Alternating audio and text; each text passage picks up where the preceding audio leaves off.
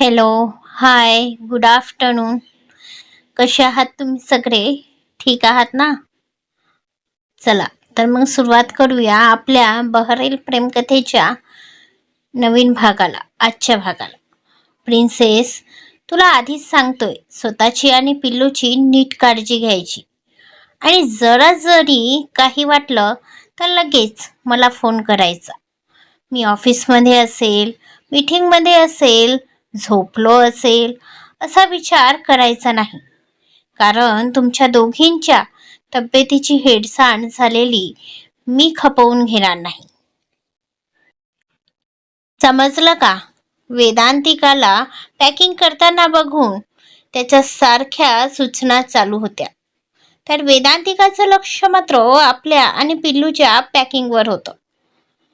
तू ऐकतेस ना प्रिन्सेस, मी काय सांगतो आहे ते? तिचं आपल्याकडे लक्ष नाही बघून अभिने थोडं चिडतच तिला विचारलं. एकतर आधीच ती आणि पिल्लू काही दिवसांसाठी जात आहेत म्हटल्यावर त्याचा जीव आत्ताच कासावीस होत होता. आता या क्षणी त्याने कसं स्वतःला सावरलं आहे हे त्याचं त्यालाच माहिती होतं. त्यात ती त्याच्याशी अशी वागून त्याचा जीव काढत होती. म्हणून आता चांगला चिडला होता तो. अहो, काय झालं तुम्हाला? काय इतके चिडत आहात? एक तर रात्रीला पॅकिंग करते म्हटलं तर तुम्ही करू दिली नाही, आणि आताही असं मागे मागे करत आहात. वेदांतिका थोडी वैतागतच बोलली. आधीच रात्री अभिज्ञाने खूप वेळा जागविल्याने तिची पूर्ण झोप झाली नव्हती, आणि त्यात आता अशी वेळेवर पॅकिंग करावी लागल्याने तिची चिडचिड होत होती. मी मी चिडत आहे प्रिन्सेस? तूच माझं काही ऐकत नाही म्हटल्यावर मला काय करायला हवं? आता तूच सांग. वेदांतिका चिडते बघून अभिसुद्धा तिला रागवत म्हणाला. तसं वेदांतिकाला आता रडूच आलं आणि तिचा हुंदका बाहेर पडला. अहो बोलून वेदांतिका तिथेच बेडवर रडत बसली. तसं अभिने सुद्धा डोळे मिटत आपला राग कंट्रोल करून घेतला. बाळ झालं म्हणून मूड स्विंग्स किंवा आईचा त्रास संपला असे होत नाही. बाळ झाल्यावर सुद्धा रात्रीची झोप न झाल्याने शारीरिक थकव्याने तिची चिडचिड होतच असते. कारण खरी परीक्षा ही आई झाल्यावरच सुरू होते. ज्या बाळाला बोलताही येत नाही, त्याच्या प्रत्येक रडण्यामागचं कारण जाणून त्याला जे हवं ते देणं हे एका नवीन झालेल्या आईसाठी परीक्षेचाच काळ असतो. मग अशात तिची चिडचिड होणे, रडणे असा त्रास होतच असतो. आणि आता तेच आपली नवीन झालेली आई अनुभवत होती. सॉरी सॉरी प्रिन्सेस, मला तसं बोलायचं नव्हतं. तिला रडताना बघून अभि काळजीने तिच्यासमोर गुडघ्यावर बसत बोलला. अहो, तुम्ही सॉरी नका म्हणू. यात तुमची चूक नाही, माझी चिडचिड होते.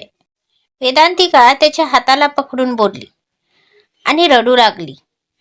प्रिन्सेस, तू स्वतःला त्रास नको करून घेऊस, शांत हो. अभि वेदांतिकाला आपल्यापासून थोडं दूर करत तिचे अश्रू पुसत म्हणाला. अहो पण मी आताच सांगितलं ना, तुझ्या आणि पिल्लूच्या तब्येतीची हेळसांड झालेली मी खपवून घेणार नाही. आता तू माझं सुद्धा ऐकणार नाही का? अभि वेदांतिका काही बोलणार त्याआधीच तिला गप्प करत म्हणाला. बरं, काय काय पॅकिंग करायची मला सांग, मी करते. अभि उठत बोलला. अहो राहू दे, झालीच आहे पॅकिंग. तुम्ही फक्त पिल्लूला बघा, तोपर्यंत मी फ्रेश होऊन येते. बोलून वेदांतिका वॉशरूममध्ये निघून गेली. थोड्याच वेळात वेदांतिका आणि अभिज्ञाला घेऊन खाली आले. नोकरांनी आधीच त्यांच्या बॅग्स गाडीत ठेवल्या होत्या. अरे, आमचं पिल्लू तर आता घुमी घुमी जात आहे, पण आता आम्हाला करमणार नाही. त्याचं काय? वसंतराव पिल्लूचा लाळ करत बोलले. तसा आरव, साधना आणि राजीव सगळ्यांचा चेहरा उतरला. 10 पुरुष कुठेही जाऊत काही वाटत नाही, पण छोटी बाळ आणि सुने मुली कुठं जातात तर सगळं घर खायला उठतं. आणि आमची गुडिया आणि पिल्लू तर आहेतच आमच्या लाडक्या. त्यांच्याशिवाय हे काही दिवस कसे जाणार कुणास ठाऊक. वसंतराव स्मित करत म्हणाले. खरं आहे बाबा तुमचं. राजीवजी सुद्धा पिल्लूला आपल्या जवळ घेत म्हणाले.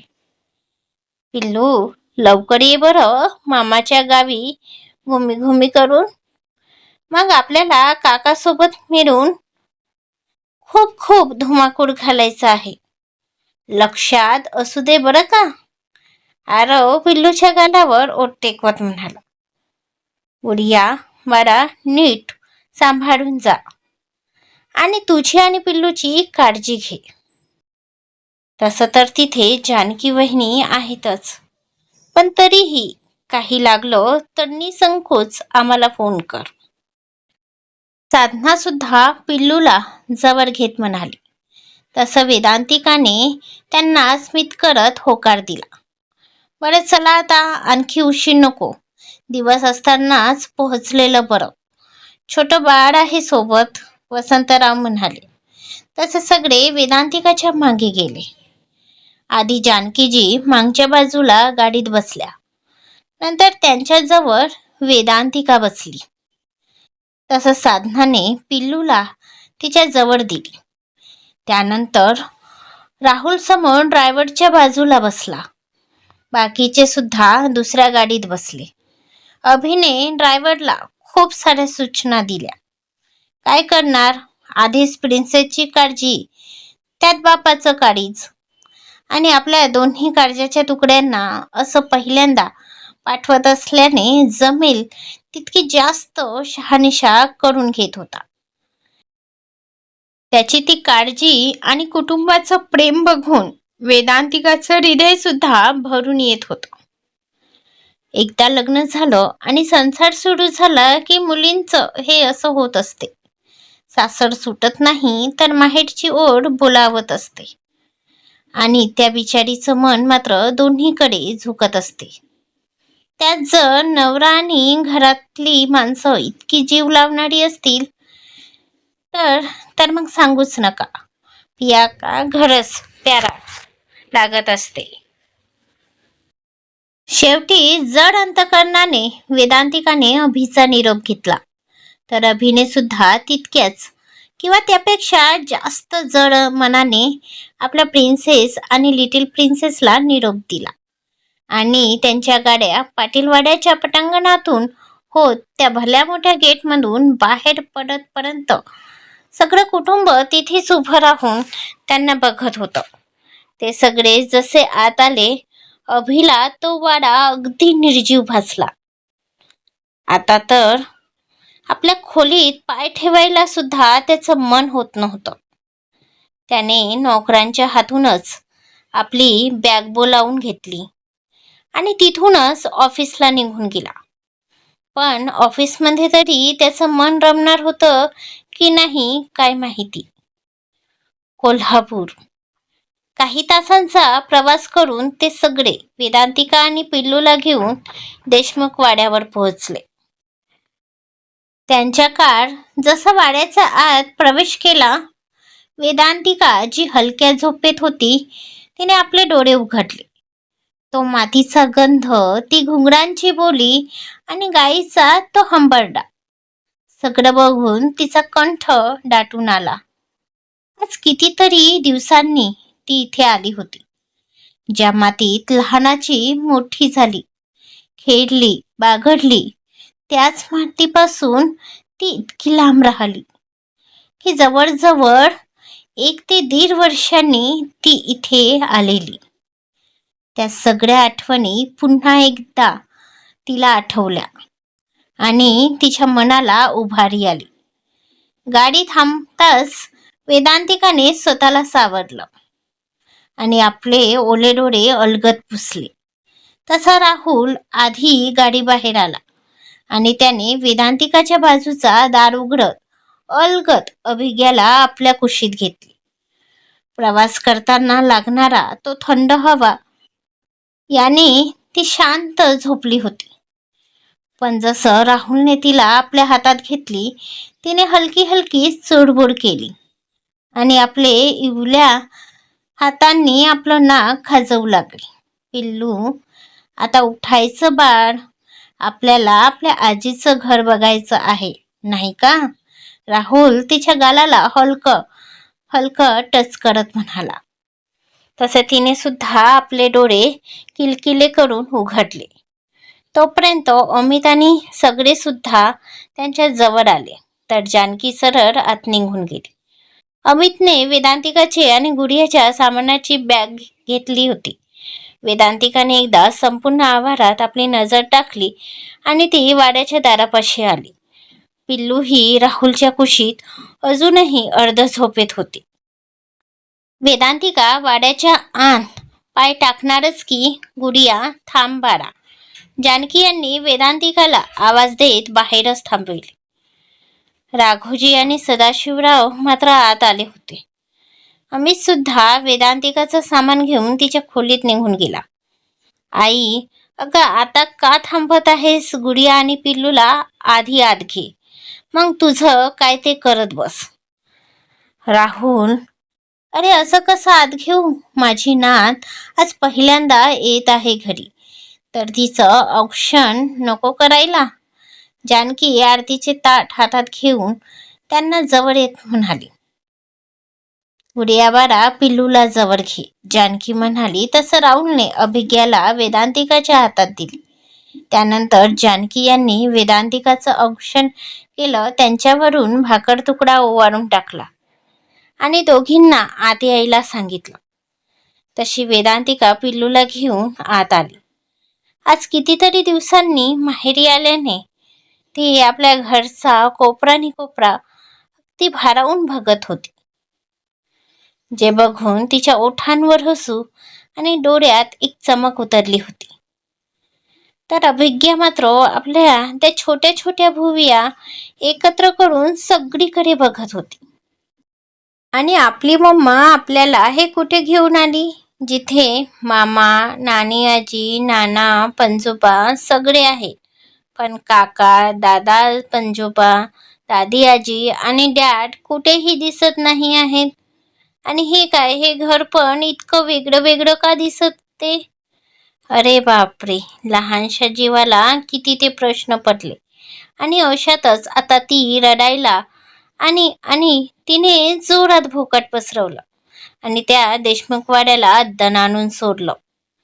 AP group of company. इकडे अभिचं लक्ष आज काही केल्या कामात लागत नव्हतं. त्याला वाटलं होतं घरी प्रिन्सेस आणि लिटिल प्रिन्सेस नाही तर निदान ऑफिसमध्ये तरी त्याचं मन रमेल. पण कुठलं काय, ऑफिसमध्येही त्या दोन जीवाची काळजी त्याला स्वस्थ बसू देत नव्हती. त्या सुखरूप तर पोहोचल्या असतील ना, त्यांना त्रास तर झाला नसेल, अमुक तमुक विचारांनी त्याला स्वस्थ बसू दिलं नव्हतं. याच नादात त्याने आपली इम्पॉर्टंट मीटिंग सुद्धा पोस्टपोन करून घेतली होती. जेव्हापर्यंत ते सुखरूप पोहोचल्याचं त्याला समजणार नव्हतं, तोपर्यंत त्याचा जीव काही भांड्यात पडणार नव्हता. त्याने एकदा वेळ बघितली. आतापर्यंत तर प्रिन्सेस पोहोचली असेलच. अभि स्वतःशीच पुटपुटला आणि त्याने सरळ वेदांतिकाला कॉल लावला. कोल्हापूर. इकडे कोल्हापूरला पिल्लूने रडून रडून संपूर्ण घर डोक्यावर घेतलं होतं. काय अमित, राहुल, जानकी, राघोजी, सदाशिवराव सगळे तिच्या सेवेत लागले होते. तिची जी हजुरी करत होते, पण ती काठी काही केल्या ऐकत नव्हती. वेदांतिका सुद्धा आता रडकुंडीला आली होती आणि तितक्यात तिचा फोन वाजला. अभिचा फोन बघून तिने फोन घेतला. हॅलो, ती तशीच रडवलेल्या सुरात म्हणाली. अभि काही बोलणारच की लिटिल प्रिन्सेसचं रडणं त्याच्या कानी पडलं आणि पुढच्या क्षणी त्याच्या चेहऱ्यावर काळजी उतरली आणि तो तसाच आपल्या चेअरवरून उभा झाला. मग आता काय करेल अभि पिल्लूचं रडणं ऐकून? येईल का सरळ निघून? पिल्लू कोल्हापुरात आणखी काय काय उधाम करते बघूया पुढच्या भागात लवकरच. तोपर्यंत लाईक, शेअर, कमेंट, सबस्क्राईब करून घ्या. धन्यवाद.